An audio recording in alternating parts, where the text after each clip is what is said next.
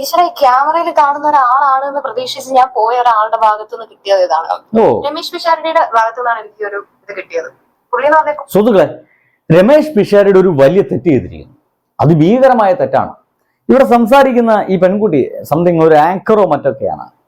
അവര് രമേശ് പിഷാരടിയുമായിട്ട് ബന്ധപ്പെട്ട് ഒരു വലിയ ഇഷ്യൂ പറയാൻ പോവുകയാണ്. അതൊരു വലിയ ഇഷ്യൂ ആണ്, അതിഭീകരമായ ഇഷ്യൂ ആണ്. രമേശ് പിഷാരടി ഏകദേശം കോൺഗ്രസ്സുകാരനായതുകൊണ്ട് തന്നെ രമേശ് പിഷാരടിയിൽ നിന്ന് വളരെ മോശപ്പെട്ട ഒരു അനുഭവമാണ് ഈ ഒരു പെൺകുട്ടിക്ക് ഉണ്ടായതെന്ന് പറയുന്നു. നോക്കൂ, നമ്മുടെ മമ്മൂക്കയുടെ ഒപ്പൊക്കെ 24 മണിക്കൂർ എന്ന രീതിയിൽ മമ്മൂക്ക ഇവിടെ ഉണ്ടാകുന്ന സമയത്ത് 24 മണിക്കൂർ എന്ന രീതിയിൽ നമ്മുടെ മമ്മൂക്കയുടെ ഒപ്പൊക്കെ നടക്കുന്ന ഒരു മനുഷ്യനാണ് രമേശ് പിഷാരടി. അദ്ദേഹം കോൺഗ്രസ്സുകാരാണെങ്കിലും അത്യാവശ്യം നല്ല മനസ്സുള്ള നല്ല തോട്ടുള്ള ഒരു മനുഷ്യനാണെന്നാണ് എനിക്ക് തോന്നിയിട്ടുള്ളത്. എന്തായാലും ഈ പെൺകുട്ടിക്ക് ഉണ്ടായ അനുഭവം എന്താന്ന് നമുക്കൊന്ന് കേട്ടോക്കാം. കോമഡി ഒക്കെ പറഞ്ഞ് എനിക്കൊക്കെ വീട്ടിലെ ചേട്ടൻ എന്നുള്ളൊരു ഫീല് തോന്നിയിട്ടുള്ള ഒരാളാണ്. അങ്ങനെ ഒരാളുടെ സൈഡിൽ നിന്ന് കിട്ടിയപ്പോ ഞാൻ ഷോക്ക് ചെയ്തത് ഇത് 2 പ്രാവശ്യം കിട്ടണമെന്നുണ്ടെങ്കിൽ മേ ബി എല്ലാരും കാശ് എന്ന് പറയുന്ന ഒരു കാര്യം ഇമ്പോർട്ടന്റ് ആണ്.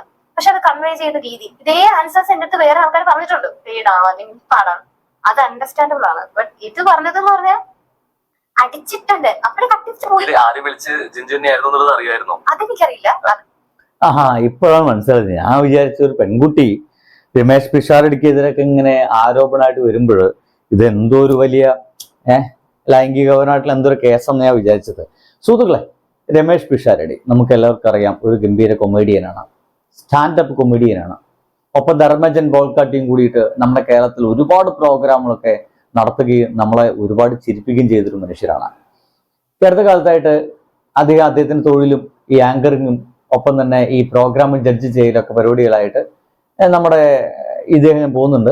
ധർമ്മജൻ ബോൾക്കാട്ടി ആണെങ്കിൽ മീൻ വിൽപ്പിനും മറ്റുമായിട്ട് നല്ല ബിസിനസ് ആയിട്ട് ഗംഭീരമായിട്ട് അവിടെ പോകുന്നു. ഇതിൻ്റെയൊക്കെ ഇടയിലാണ് പല പ്രോഗ്രാമിനും ഈ നമ്മുടെ രമേശ് പിഷാരടി എന്ന് പറയുന്ന മനുഷ്യനെ ഇന്റർവ്യൂസിനും മറ്റൊക്കെ ഇത്തരത്തിലുള്ള ചില പോഡ്കാസ്റ്റുകൾക്കും മറ്റൊക്കെ വിളിച്ചുകൊണ്ടുപോകാറുണ്ട്. അപ്പോ പോഡ്കാസ്റ്റുകൾ വിളിച്ചുകൊണ്ടുപോകുമ്പോൾ രമേശ് പിഷാരടി പറഞ്ഞു അത്രേ, പൈസ വേണം, പൈസയില്ല ഞാൻ വരില്ല. പക്ഷേ പൈസ വേണമെന്ന് പറഞ്ഞത് ഇവർക്ക് വലിയധികം ഇതായിപ്പോയി. കാരണം ഇവരൊക്കെ ഒരു കാലഘട്ടത്തിൽ ചേട്ടൻ, അപ്പുറത്തെ വീട്ടിലത്തെ ചേട്ടൻ എന്നൊക്കെ വിചാരിച്ചിരുന്ന രമേശ് പിഷാരടി ഞാൻ ഇന്റർവ്യൂവിന് വരണമെങ്കിൽ എനിക്ക് പൈസ തരണം എന്ന് പറഞ്ഞപ്പോൾ ഇവർക്കത് സഹിച്ചില്ല. ബാക്കി കേട്ടു, എന്നിട്ട് മതി. അത് അറിയുന്നതും അറിയാത്തതും സെക്കൻഡറി. രണ്ടാമത് ഈ പറയുമ്പോ വരുന്ന റിപ്ലൈ ഉണ്ടല്ലോ, അത് ഹൊറിബിൾ ആയിരുന്നു. ഞാൻ ഒട്ടും എക്സ്പെക്ട് ചെയ്തില്ല. അതുകൊണ്ടാണ് എനിക്ക് ഷോക്ക്. മേ ബി ഇപ്പൊ ആരെങ്കിലും വേറൊരാളെന്നെ വിളിച്ചിട്ട് പെയ്ഡല്ലെന്നുണ്ടെങ്കിൽ ഞാൻ വരുന്നില്ല, നമുക്കത് മനസ്സിലാക്കാം.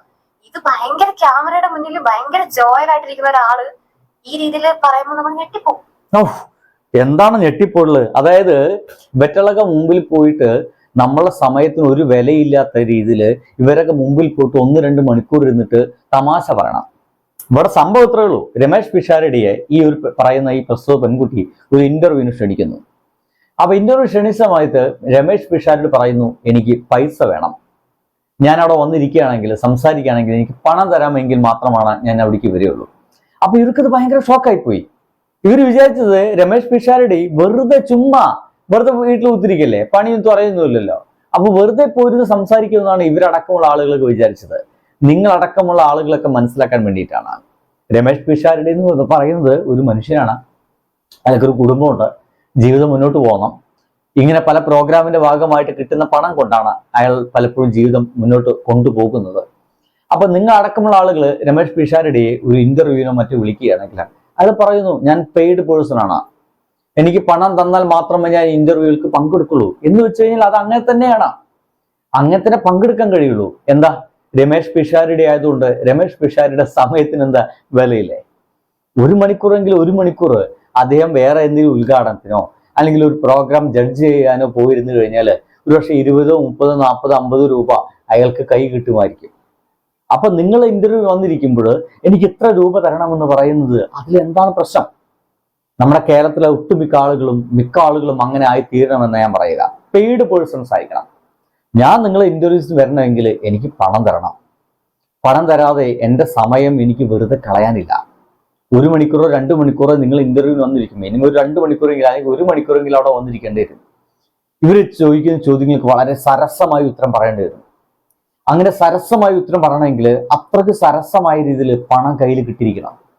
ഒരു പ്രോഗ്രാം കഴിഞ്ഞ് 5 പൈസ ഇല്ലാതെ സ്വന്തമായിട്ട് സ്വന്തം കാറിൽ എണ്ണയടിച്ച് ഇവരെ സ്റ്റുഡിയോയിലേക്ക് പോയി ഇവരെ മുമ്പിൽ പോയി കുത്തിരുന്ന് 1.5 മണിക്കൂറോളം ഇവരെ വർത്തമാനം കേട്ട് അവരുടെ തമാശ പറഞ്ഞ് അവർക്ക് TPR വലുതാക്കി അവർക്ക് ആ വീഡിയോ ഇട്ട് അവർക്ക് പൈസ ഉണ്ടാക്കാൻ വേണ്ടിയിട്ട് ഈ മനുഷ്യൻ പോയി നിൽക്കുന്നുണ്ടെങ്കിൽ എൻ്റെ പൊന്നു സുഹൃത്തുക്കളെ, നിങ്ങളടക്കമുള്ള ആളുകൾ അവർക്ക് നല്ല പേയ്മെന്റ് കൊടുക്കണം.